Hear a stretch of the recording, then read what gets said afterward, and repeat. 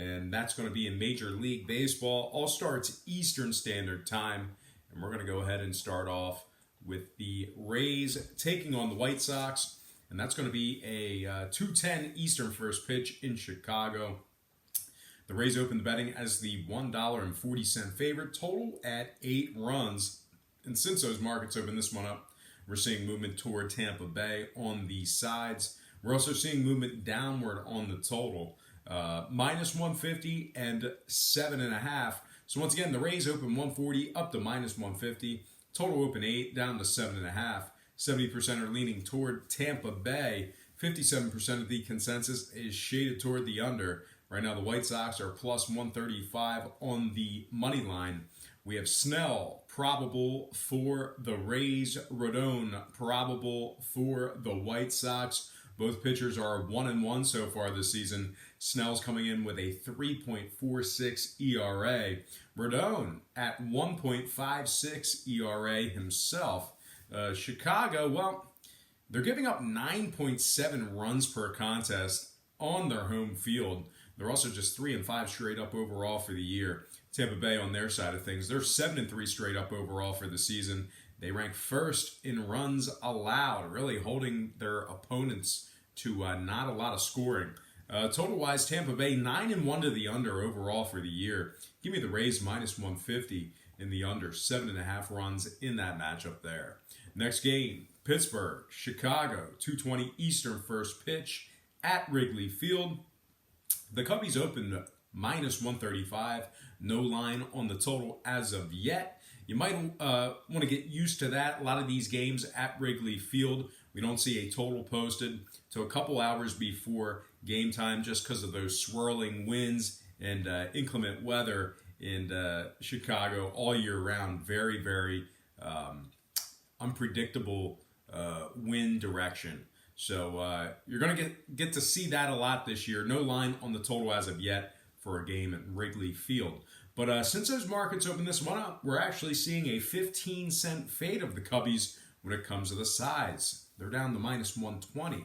So once again, Chicago open 135, down to minus 120. No line on the total as of yet. 59% are leaning Chicago. And at the moment, the Pittsburgh Pirates are plus 105 on the money line. We have Jameson Taillon, probable for the Pirates.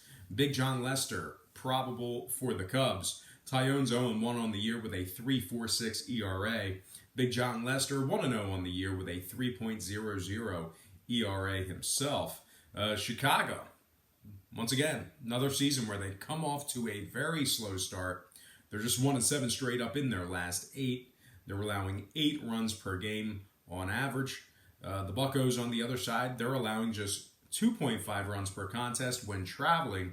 They're also 5-3 straight up overall for the year, and they've won their last 4 straight games. So a pretty good price point here. I think there's a pretty good value in this price. Give me Pittsburgh plus 105, getting the job done on the sides. I'm thinking a final score of 6-4 in this matchup there.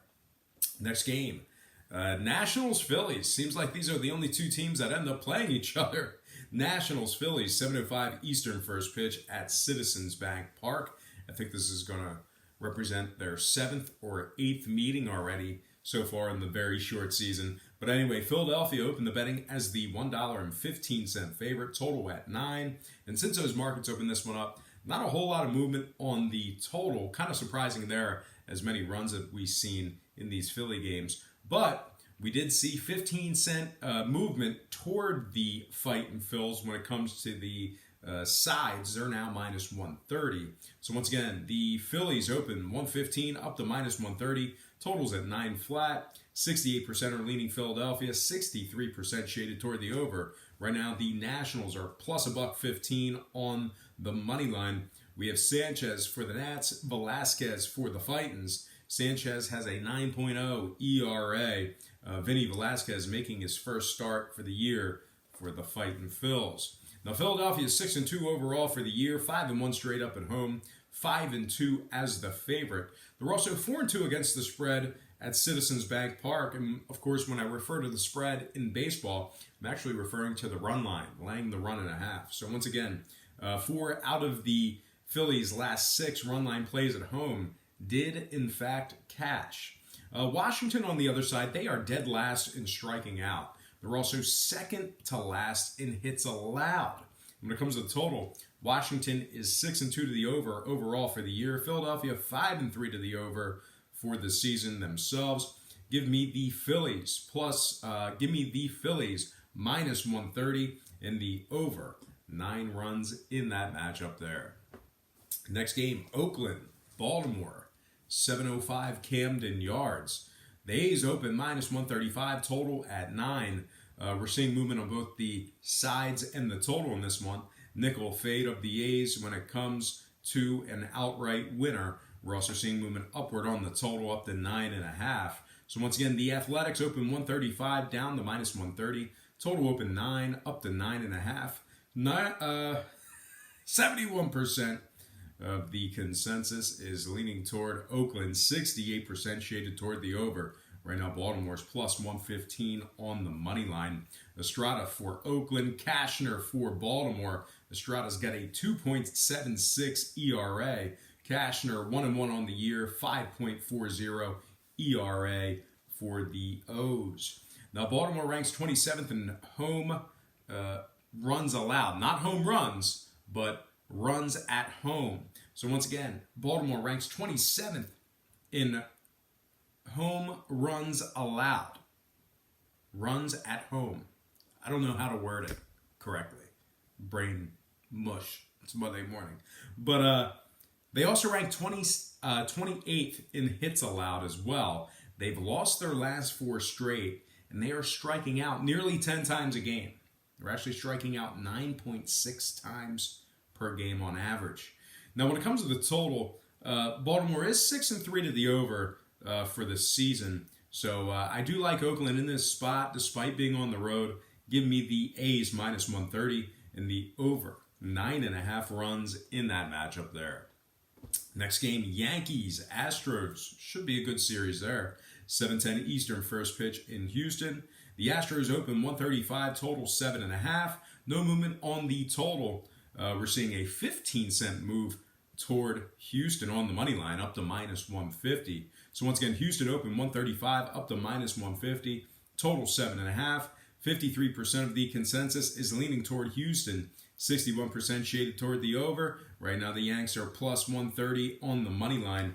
We have Tanaka on the bump for the Yanks. Verlander projected for the Astros. Tanaka's 1-0 with a 1.46 ERA.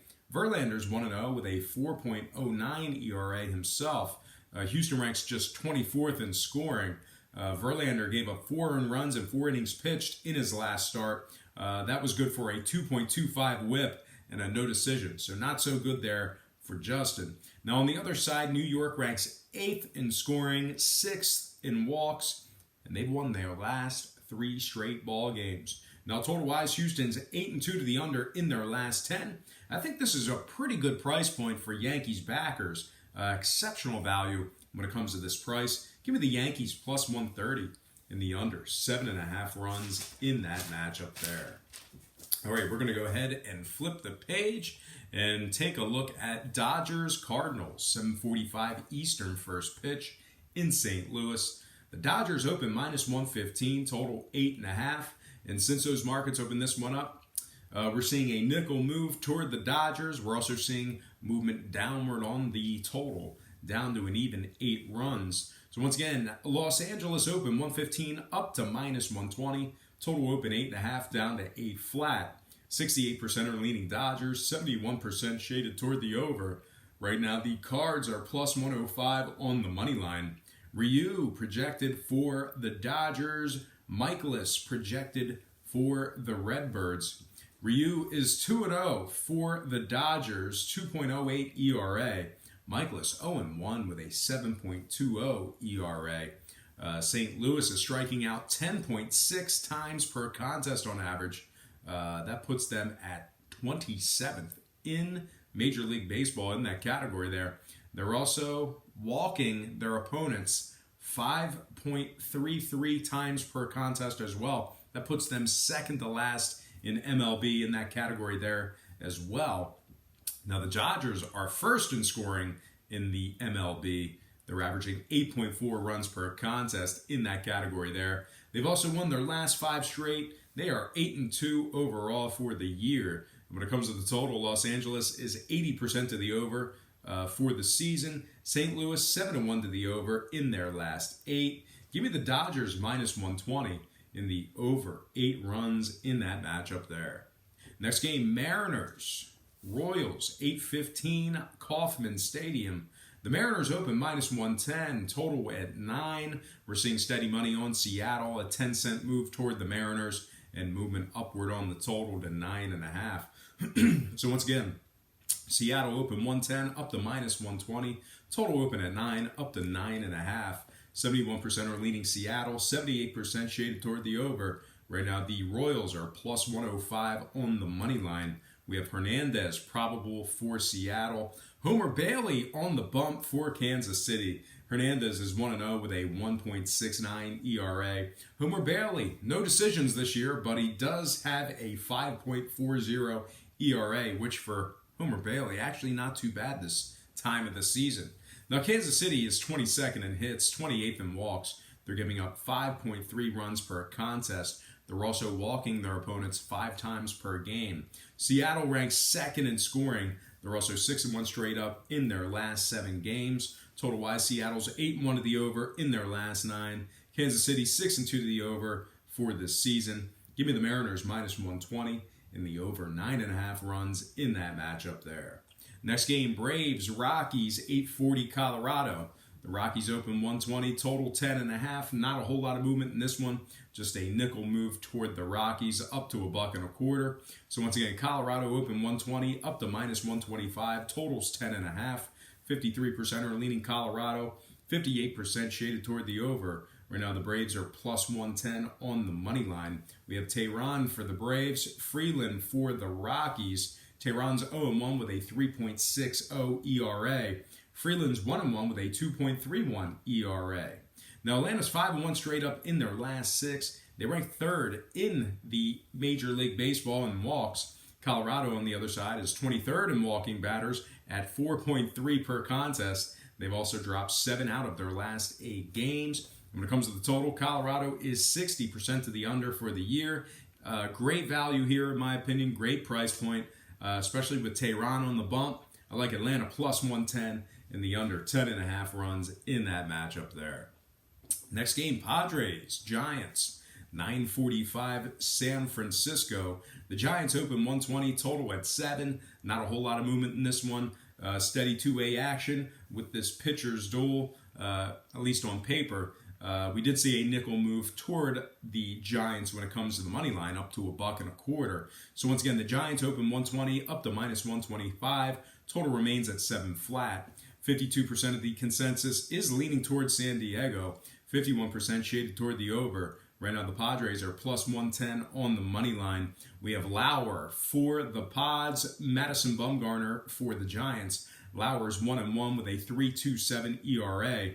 Bumgarner's actually 0-2, but has just a 1.38 ERA himself.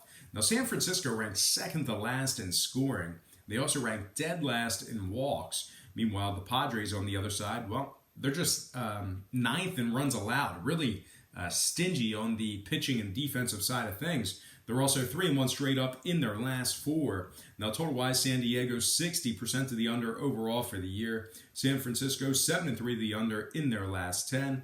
Give me the Padres plus 110 and the under 7 runs in that matchup there. Next and final game for the show, it is going to be Brewers Angels, 10:07 Los Angeles. We're looking pretty much as a pick'em contest here. No matter how you look at it, either team minus 105. So we'll go Milwaukee minus 105, total 8.5.